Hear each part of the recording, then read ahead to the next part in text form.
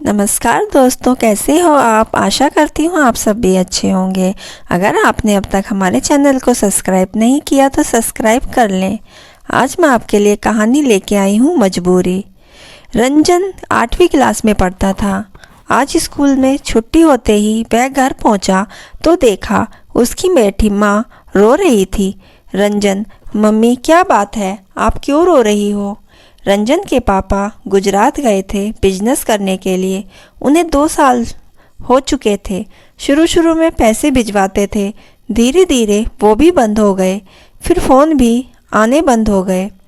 आज सरिता ने फ़ोन किया तो उन्होंने कहा, मेरा तुम दोनों से कोई मतलब नहीं है।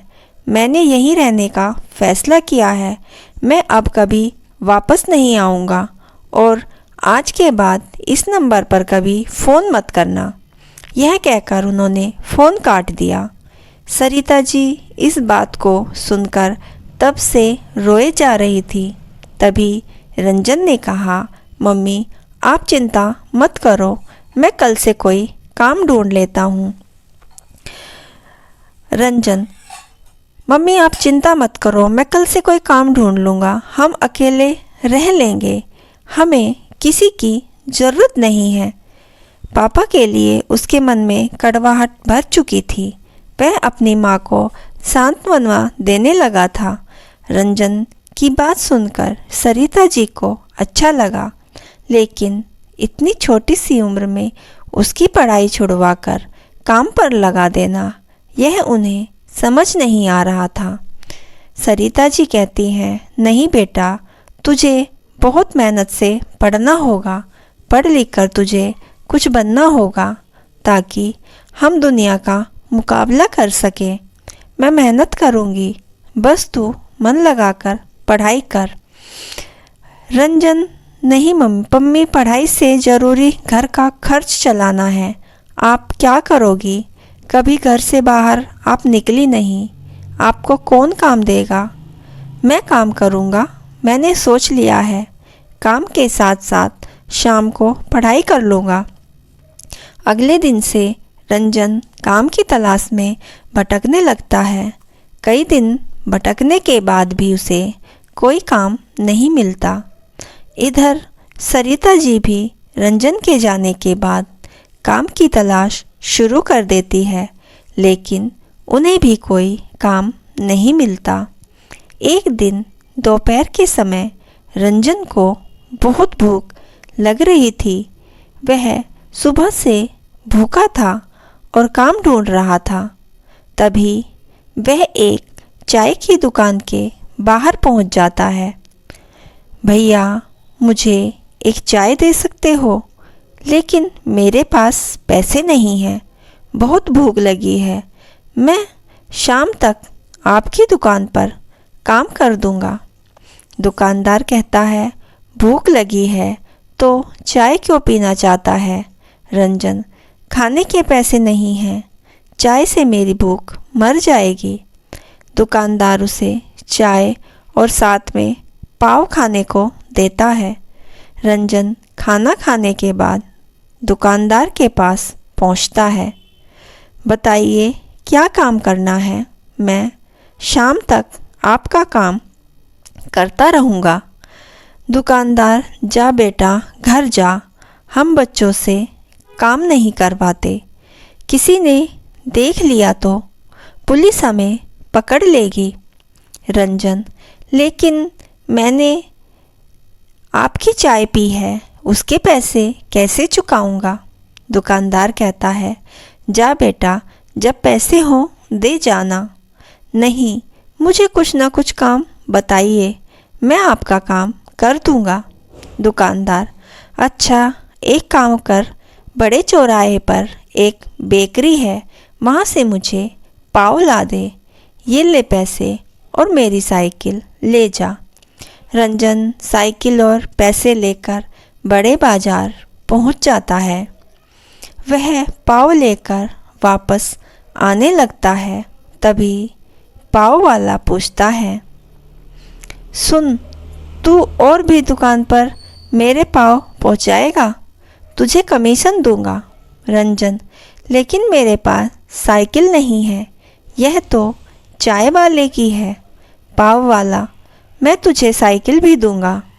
शाम तक जितने पाव पहुंचाएगा उसके पैसे मिल जाएंगे, लेकिन काम ईमानदारी से करना, कहीं मेरी साइकिल लेकर भाग मत जाना। रंजन कहता है, मालिक मैं ईमानदारी से काम करूँगा, आप चिंता मत करो। अगले दिन रंजन पाव वाले की दुकान पर पहुंच जाता है। वह उसके पाव दुकानों पर पहुंचा देता है। शाम को उसे कमीशन के 100 रुपये मिल जाते हैं। घर आकर वह सरिता जी को सारी बात बताता है। दूसरे दिन भी वह मेहनत से काम करता है। शाम को जब वह अपने पैसे लेने पहुंचता है तो पाव वाला उसे कहता है, सुन बेटा, तेरा काम करने से मेरा बहुत फ़ायदा हो रहा है। कल तू पाव देने के बाद दूसरे बाज़ार में जाकर ये पाव वहाँ की दुकान वाले को दिखाना, क्या पता वहाँ से ऑर्डर मिलने लगे। इससे मेरी भी कमाई होगी और तेरी भी। रंजन ऐसा ही करता है। धीरे धीरे उसका काम बढ़ने लगता है। इधर सरिता जी को भी एक घर में खाना बनाने का काम मिल जाता है। दोनों माँ बेटे मेहनत से काम करने लगते हैं। इसी तरह समय बीत जाता है। 8 साल बाद रंजन बहुत पैसे कमाने लगता है। उसने पैसे जोड़कर अपनी पाव की दुकान खोल ली थी। उसी दुकान पर उसने कई लड़के रख लिए जो पाव बेचने जाते थे। रंजन ने अपनी माँ का काम छुड़वा दिया था। कुछ समय बाद सरिता ने एक अच्छी सी लड़की देखकर रंजन की शादी कर दी। पूरा परिवार खुशी से रह रहा था। एक दिन किसी ने कुंडा खटखटाया। सरिता ने दरवाज़ा खोला तो देखा सामने उसके पति योगेंद्र जी खड़े थे। सरिता उन्हें पहले तो पहचान नहीं पाई। पुराने से कपड़े पहने, दाढ़ी बड़ी हुई थी, बहुत कमज़ोर लग रहे थे। सरिता, अब आप क्यों आए हो? योगेंद्र जी फूट फूट कर रोने लगे और कहने लगे, मुझे माफ़ कर दो। मैंने वहाँ बहुत पैसा कमाया, फिर मैंने वहीं शादी कर ली। उसके बाद सब कुछ अच्छा चल रहा था, लेकिन एक दिन मैं बीमार पड़ गया। मेरी पत्नी सारा पैसा और जेवर लेकर चली गई। मैं अकेला बीमारी से लड़ता रहा।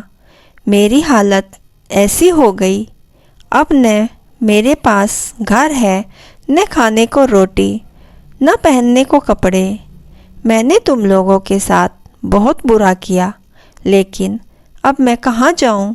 मुझे कुछ समझ नहीं आ रहा, इसलिए मैं यहाँ चला आया।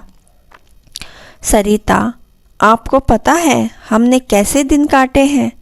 रंजन ने पढ़ाई छोड़कर दिन रात मेहनत की, तब कहीं जाकर यह सब बन पाया। मैं तो आपको माफ़ भी कर दूं, लेकिन वह कभी आपको माफ़ नहीं करेगा। शाम को रंजन आया तो उसे सारी बात का पता लगा। रंजन, माँ, इनसे कहो यहाँ से चले जाएं, मुझे इनसे कोई मतलब नहीं है। सरिता जी बैठी रो रही थी। उन्हें रोता देख रंजन ने कहा, मम्मी, मैं आपको रोते नहीं देख सकता। ये बाहर वाले कमरे में रह सकते हैं, लेकिन हम लोगों से कोई मतलब नहीं होगा। आप इनका खाना वहीं पहुंचा देना। योगेंद्र जी को बाहर के कमरे में ठहरा दिया जाता है, लेकिन घर का कोई सदस्य उनसे बात नहीं करता। सरिता उन्हें खाना दे आती थी। योगेंद्र जी अपने किए पर पछता रहे थे। इधर रंजन ने उनसे सब रिश्ते तोड़ दिए थे। सरिता जी चाहकर भी अपने पति की मदद नहीं कर सकती थी, क्योंकि उन्हें अपने बेटे ने कष्ट नज़र आते थे। एक दिन योगेंद्र जी रात को सोए तो सुबह उठे नहीं। घर में मातम छा गया। रंजन ने अपने पिता को आखिरी विदाई दी, लेकिन उनके जाने का दुख केवल सरिता को था। रंजन जी की ज़िंदगी से तो वे अब बहुत पहले चले गए थे। दोस्तों, मजबूरी कहानी आपको कैसी लगी हमें कमेंट बॉक्स में ज़रूर बताइए, और हमारी कहानी को लाइक करना ना भूलें और हमारे चैनल को सब्सक्राइब करना ना भूलें। कहानी पूरी सुनने के लिए आपका दिल से धन्यवाद।